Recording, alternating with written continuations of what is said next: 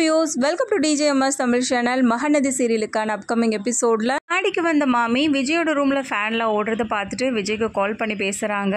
இருக்க விஜய் ஃபேன்லாம் வீட்டில் ஓடிட்டே இருக்குது, எத்தனை நாள் ஆகும் வரதுக்கு அப்படின்னு சொல்லிட்டு கேட்க, ஒரு 2-3 நாள் ஆகும் மாமி அப்படின்னு சொல்லிட்டு விஜயும் சொல்ல, ஃபேனையும் ஆஃப் பண்ணிவிட்டு கொஞ்சம் வீட்டையும் பார்த்துக்கோங்க மாமி, பக்கத்து வாரத்தில் எல்லாரும் எப்படி இருக்காங்க அப்படின்னு சொல்லிட்டு கேஷுவலாக விஜயும் விசாரிக்க, பக்கத்து வாரத்தில் எல்லாரும் நன்னா இருக்காங்க, அது இல்லாமல் அந்த வீட்டில் புதுசாக குழந்தை வரப்போகுது அப்படின்னு சொல்கிறது கேட்டு பயங்கர எக்ஸைட் ஆடாரு. என்ன மாமி சொல்கிறீங்க அப்படின்னு சொல்லிட்டு விஜய் திரும்பவும் கேட்க, ஆமாண்டா தம்பி உண்மையாக தான் சொல்கிறேன் அப்படின்னு சொல்லிட்டு அதுக்குள்ளே மாமா கூப்பிட்றதை கேட்டு, சரிடா அம்பி நான் உனக்கு அப்புறமா கால் பண்ணுறேன் அப்படின்னு சொல்லிட்டு ஃபோனை வச்சுட்டு போயிடுறாங்க. விஜய்க்கு ஒன்றுமே புரியல, ஒரே குழப்பமாக இருக்குது. அதுக்கப்புறம் காவேரி பேசுனதை நினச்சி பார்க்குறாரு. ஓ அப்போ இதுக்காக தான் நம்ம கிட்ட காவேரி ஒரு விஷயம் பேசணும்னு சொல்லிட்டு அன்னைக்கு வர சொன்னதும், அதுக்கப்புறமா கோவிலாண்ட வர சொன்னதும் இதனால தான் இருக்குமோ, இந்த விஷயத்த சொல்கிறதுக்காக தான் நம்மளை வர சொல்லியிருப்பாளோ அப்படின்னு சொல்லிட்டு நினச்சி பார்க்குறாரு. ஸோ இதை கூட புரிஞ்சிக்காத ஒரு சூழ்நிலை இருந்துட்டேனே அப்படின்னு சொல்லிட்டு என்ன பண்ணுறாரு, தன்னை தானே வருத்தப்பட்டுக்கிறார் விஜய். அப்போது நான் அப்பாவாக போகிறேனா அப்படின்னு சொல்லிட்டு, யூ காவேரி அப்படின்னு சொல்லிட்டு என்ன பண்ணுறாரு, ஐ லவ் யூ அப்படின்னு சொல்லிட்டு சொல்கிறாரு கத்தி. இல்லை ஒரு ஆசையாக என்கிட்ட சொல்ல வந்திருப்பா இந்த விஷயத்த, நான் தான் தப்பு பண்ணிட்டேன், என்னை மன்னிச்சிரு காவேரி, இனிமேல்ட்டு உன்னை நான் ரொம்ப சந்தோஷமாக வச்சுருப்பேன், நீ நினச்ச மாதிரியே கண்டிப்பாக வெண்ணிலாவை அவங்க மாமா கிட்ட கொண்டு போய் நான் சேர்த்துட்டு உன்னை கண்டிப்பாக இந்த வீட்டில் கூட்டிகிட்டு வருவேன், உன்னையும் நம்ம குழந்தையும் நான் ரொம்ப சந்தோஷமாக பார்த்துப்பேன், இதை விட வேறு என்ன இருக்குது எனக்கு சொல்லு அப்படின்னு சொல்லிட்டு என்ன பண்ணுறாரு, ரொம்ப சந்தோஷப்படுறாரு.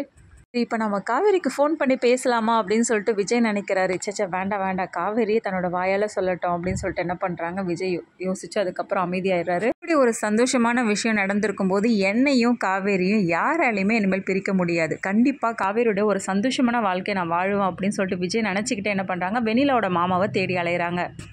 எப்படின்னு தேடி அலைஞ்சு அட்ரஸை கண்டுபிடிச்சி எப்படியோ ரீச் பண்ணிடுறாரு வீட்டை. போனதுக்கு அப்புறமா விசாரிச்சு உள்ளே போகிறாரு. விஜயை பார்த்ததும் உங்களை எங்கேயோ பார்த்த மாதிரி இருக்கே அப்படின்னு சொல்லிட்டு அவரும் யோசிக்க, ஓ நீங்கள் விஜய் தானே அப்படின்னு சொல்லிட்டு கேட்குறாங்க. ஆமாம் கரெக்டாக கண்டுபிடிச்சிட்டிங்க, நீங்கள் வெண்ணிலாவோட மாமா தானே அப்படின்னு சொல்லிட்டு சொன்னால், ஆமாம் வெண்ணிலாவோட மாமா தான். தம்பி எப்படி இருக்கீங்க அப்படின்னு சொல்லிட்டு நல்லா விசாரிக்கிறது மட்டும் இல்லாமல், எப்படி என்னை தேடி வந்தீங்க, என்ன காரணம் அப்படின்னு சொல்லிட்டு கேட்கும்போது தான் விஜய் எல்லாத்தையும் சொல்கிறாங்க. வெண்ணிலா உங்கள் கூட தான் இருக்காளா அப்படின்ற விஷயத்தை கேட்டு ரொம்பவே சந்தோஷப்படுறது மட்டும் இல்லாமல், அப்போ வெண்ணிலா உங்களுக்கும் கல்யாணம் ஆயிடுச்சா அப்படின்னு சொல்லிட்டு வெண்ணிலாவோட மாமா கேட்க ரொம்பவே தயக்கத்தோட எல்லா நடந்த விஷயத்தை பற்றியும் வெண்ணிலாவோட மாமா கிட்ட விஜய் சொல்கிறத கேட்டு அவரும் வருத்தப்பட்டு பேசுகிறாரு. எனக்கு நீங்கள் ஒரே ஒரு ஹெல்ப் தான் பண்ணணும், சொல்லுப்பா எந்த ஹெல்ப்பாக இருந்தாலும் நான் பண்ணுறேன் அப்படின்னு சொல்லிட்டு சொல்கிறாங்க. இப்போ ஒன்றும் இல்லை, வெண்ணிலா அங்கே தான் இருக்கா, வெண்ணிலாவை நீங்கள் எப்படியாவது கூட்டிகிட்டு வந்து இங்கே வச்சுக்கோங்க, ஏன்னா அப்போ தான் என்னோடய மனைவியை நான் கூட்டிகிட்டு வர முடியும் எங்கள் வீட்டுக்கு. வெண்ணிலா அங்கே இருந்தால் கண்டிப்பாக எங்களால் ஒரு சந்தோஷமான வாழ்க்கையை வாழ முடியாது, வெண்ணிலாவுக்கு என்னென்ன தேவையோ அது எல்லாத்தையுமே என்னோடய செலவில் நான் பார்த்துக்கிறேன் அப்படின்னு சொல்லிட்டு விஜய் சொல்கிறாரு. என் பொண்டாட்டி தாங்க வெண்ணிலாவையே கூட்டிகிட்டு வந்தா, இப்படி ஒரு சூழ்நிலையில் அவங்களோட மனநிலைமை எப்படி இருக்குன்னு சொல்லிட்டு அவங்களால புரிஞ்சிக்க முடியுது, அவங்களா ஏற்றுக்கிட்டு எங்கள் 2 பேரையும் சந்தோஷமாக வாழ வச்சா நல்லாயிருக்கும் ஒய்ஃப் நினைக்கிறாங்க. ஆனால் இப்போதைக்கு ரொம்ப பிரச்சனை பண்ணிகிட்ருக்கா போல் வெண்ணிலா, என்னால் எதுவுமே பண்ண முடியல, அதான் உங்களை தேடி வந்திருக்கேன். ஸோ உங்களுக்கு என்ன தேவையோ எல்லாத்தையும் நான் நிறைவேற்றுறேன், வெண்ணிலாவுக்கு கடைசி வரைக்கும் என்னென்ன தேவை ஏற்படுதோ எல்லாத்தையும் நான் செய்கிறேன் அப்படின்னு சொல்லிட்டு விஜய் உறுதியாக சொல்கிறாங்க.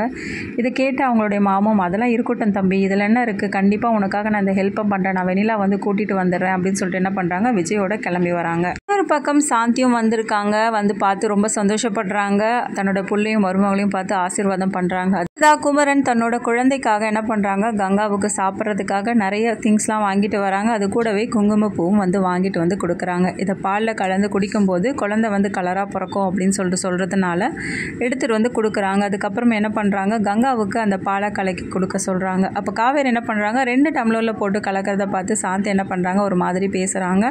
எல்லாத்தையும் தாங்கிக்க முடியாத காவேரி என்ன பண்ணுறாங்க, மனசு கஷ்டத்தோடு அங்கேருந்து கிளம்பிடுறாங்க. வெளியில் என்ன பண்ணுறாங்க, தன்னோட குழந்தைகிட்ட பேசிகிட்டு இருக்காங்க. பாப்பா வீட்டில் உள்ளவங்களுக்குலாம் இந்த விஷயத்தை பற்றி தெரியாதில்ல, ஆனால் உங்கள் அப்பாவுக்கு மட்டும் இந்த விஷயம் தெரிஞ்சிச்சோ 1 கிலோ குங்குமப்பூவே கொண்டு இறக்கிடுவார், நீ வேணால் பாரு அப்படின்னு சொல்லிட்டு ரொம்பவே சந்தோஷமாக தன்னோட குழந்தைகிட்ட பேசிகிட்டு இருக்காங்க காவேரி. வழியாக எப்படியும் வெண்ணிலாவோட மாமாவை கண்டுபிடிச்சி என்ன பண்ணுறாங்க, வீட்டுக்கு கூட்டிகிட்டு வராங்க. வீட்டுக்கு கூட்டிகிட்டு வந்ததும் என்ன பண்ணுறாங்க, தாத்தா கிட்ட போய் பேசுகிறாங்க. அதுக்கப்புறம் வெண்ணிலா உள்ளேருந்து கூட்டிகிட்டு வர சொல்கிறாங்க. வெண்ணிலா பார்த்ததும், வாமா வெண்ணிலா எப்படி இருக்க அப்படின்னு சொல்லிட்டு கேட்க, என்னம்மாம்மா நீங்கள் எங்கே இந்த இடத்துல எப்படி இருக்கீங்க அப்படின்னு சொல்லிட்டு வெண்ணிலாவும் விசாரிக்கிறாங்க. சரிம்மா நான் நடந்தது எல்லாத்தையும் கேள்விப்பட்டேன், விஜய் தம்பி தான் என்னை இங்கே கூட்டிகிட்டு வந்தார், இனிமேலும் நீங்கள் இருக்கிறது சரி வராதுமா. ஏன்னா விஜய் தம்பிக்கும் கல்யாணம் ஆகிடுச்சு, வேற ஒரு வாழ்க்கையை அவர் தேடி பயணிச்சிட்டாரு. இனிமேல் நீ நல்லா இருக்கணும்னா இந்த வீட்டை விட்டு நீ கிளம்புறதாம்மா நல்லது, என் கூட வந்துடுமா, நான் உன்னை பார்த்துக்கிறேன் அப்படின்னு சொல்லிட்டு அவங்க மாமா கூப்பிட்றாங்க. என்னால் இங்கேருந்து வரவே முடியாது, விஜயை விட்டு என்னால் வர முடியாது அப்படின்னு சொல்லிட்டு ரொம்பவே அடமன்ட்டாக என்ன பண்ணுறாங்க, அடம் பிடிக்கிறாங்க. என்னம்மா வெண்ணிலா இப்படி அடம் பிடிக்கிறியே, இதுக்கு மேலேயும் அடம் பிடிக்கிறது நியாயமாம்மா? விஜய் தம்பிக்கு இப்போ கல்யாணம் ஆயிடுச்சுமா, வேற ஒருத்தரோட கணவர் ஆயிட்டாருமா. இனிமேல்ட்டும் நீ இதுக்காக அடம் பிடிக்கிறது ரொம்ப தப்பு வெண்ணிலா, வாமா என் கூட வந்துடுமா, நம்ம போயிடலாம், நம்ம வீட்டுக்கு போயிடலாம் அப்படின்னு சொல்லிட்டு கூப்பிட்றாரு. என்னால் இதை ஏற்றுக்கவே முடியாது, என்னோட விஜயை நான் விட்டு கொடுக்கவும் மாட்டேன் யாருக்காகவும் அப்படின்னு சொல்லிட்டு என்ன பண்ணுறாங்க, ரொம்ப இதுவாக பேசிகிட்டு இருக்காங்க. பாட்டியும் இவங்க மாமா தான் வந்திருக்காங்கல்ல, என்னடி இதை மாதிரிலாம் பேசிகிட்டு இருக்கு அப்படின்னு சொல்லிட்டு பாட்டியும் கோவத்தோட பேச உடனே வந்து தாத்தா தடுக்கிறாரு. கொஞ்ச நேரம் அமைதியாக இருமானேன்னு அப்படின்னு சொல்லிட்டு, என்னங்க நீங்கள் வாய்க்கு வந்தபடி ஏதேதோ பேசிகிட்டு இருக்கா, நீங்களும் இதை கேட்டுட்டு அமைதியாக இருங்கன்னு சொல்கிறீங்க என்ன அப்படின்னு சொல்லிட்டு பாட்டியும் கோவப்பட, இல்லை தயவு செய்து என்னோட நிலைமையை நீ புரிஞ்சுக்கோ, என்னோட ஒய்ஃபை நான் இங்கே கூட்டிகிட்டு வரணும், இப்போ வந்த ஒருத்திக்காக இவ்வளோ நாள் பழகின என்னையும் உன்னால் வந்து மறக்க முடியுதில்லை அப்படின்னு சொல்லிட்டு என்ன பண்ணுறாங்க வெண்ணிலா கேட்க, என்ன பேசிகிட்டு இருக்க வெண்ணிலா, நீ தெரிஞ்சு தான் பேசுறியா தெரியாமல் பேசுறியா, நான் இவ்வளோ தூரம் என்னோட நிலைமையை எடுத்து புரிய வச்சோம், நீ இதை மாதிரி பேசிகிட்டு இருந்தா எப்படி தான் நியாயமா அப்படின்னு சொல்லிட்டு விஜய் கேட்குறாரு. எல்லாத்தையும் ஒரு பக்கம் ராகினியும் வந்து பார்த்துட்டு இருக்காங்க. அதுக்கப்புறம் இவங்க 2 பேருக்கும் இடையில வாக்குவாதம் வந்து அதிகமாகுது. ஒரு வழியாக என்ன பண்ணுறாங்க, வெண்ணிலாவை கூட்டிகிட்டு அவங்க மாமா வந்து வெளியில் கிளம்புறாங்க. தயக்கத்தோடு அழுதுகிட்டே வெண்ணிலாவும் அந்த இடத்த விட்டு வெளியில் வராங்க.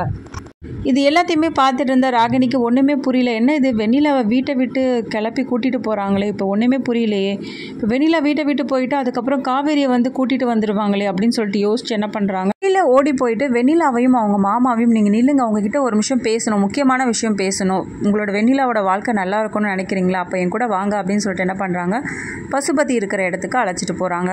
கூட்டிகிட்டு போனதுக்கப்புறமா நடந்த எல்லா விஷயத்தையும் பற்றி வந்து பேசுகிறாங்க. வெண்ணிலாவோட மாமா கிட்ட இது எல்லாத்துக்குமே காரணம் காவேரி தான், விஜயோட மனசுக்குள்ளே கடைசி வரலும் வெண்ணிலா தான் இருந்தா போல், அவள் வந்ததுக்கு அப்புறமா தான் கொஞ்சம் கொஞ்சமாக விஜயோட மனசை மாற்றிட்டா போல், இப்போ ஒன்றும் கூட அவசரம் கிடையாது, விஜயோட மனசில் வெண்ணிலா தான் இருக்கிறாங்க அப்படின்றத நம்ம கொண்டு வரணும். சொல்கிறதெல்லாம் வச்சு பார்க்கும்போது அப்படி ஒன்றும் தெரியல, ஏன்னா உறுதியாக பேசுகிறா போலையே விஜய் அப்படின்னு சொல்லிட்டு என்ன பண்ணுறாங்க, வெண்ணிலாவோட மாமாவும் பேச, இல்லை நீங்கள் வந்து தப்பாக நினச்சிட்டு இருக்கீங்க, அவங்க 2 பேருக்கும் நடந்தது ஒரு கல்யாணமே கிடையாது, கான்ட்ராக்ட் மூலியமாக தான் கல்யாணம் பண்ணிக்கிட்டாங்க அப்படின்னு சொல்லிட்டு இந்த விஷயத்தையும் வந்து சொல்கிறாங்க. இதை கேட்டு பயங்கர அதிர்ச்சி ஆகிறாங்க வெண்ணிலாவோட மாமாவும் வெண்ணிலாவுக்கும் பயங்கர சந்தோஷமாக இருக்குது. இது சொல்கிறதெல்லாம் உண்மையா அப்படின்னு சொல்லிட்டு வெண்ணிலாவும் கேட்க, ஆமாம் வெண்ணிலா, அதனால தான் நான் இவ்வளோ தூரம் நான் உனக்காக பேசிகிட்டு இருக்கேன், எனக்கு ஒரு பொண்ணு மாதிரி தாமா அப்படின்னு சொல்லிட்டு பசுபதியும் வந்து பேச, உன்னோட வாழ்க்கையை நான் சரி பண்ணி காட்டுறோமா, அதுக்கு நான் சொல்கிறத நீ செஞ்சாலே போதும். அதுக்கப்புறமா எல்லாத்தையும் வந்து வெண்ணிலா யோசித்து சந்தோஷப்பட ஆரம்பிக்கிறாங்க. இதெல்லாத்தையும் பார்த்துக்கிட்டா பசுபதி ராகினி 2 பேரோட மனசுக்குள்ளே இதுதான் நமக்கும் வேணும், எப்படியாவது காவியோட வாழ்க்கையை நமக்கு எடுக்கணும், அந்த இடத்துல வெண்ணிலாவை கொண்டு வந்து நிறுத்தணும், இதுதான் நம்மளோட பிளான் அப்படின்னு சொல்லிட்டு 2 பேருமே மனசுக்குள்ளே யோசித்து சந்தோஷப்பட்டுக்கிறாங்க.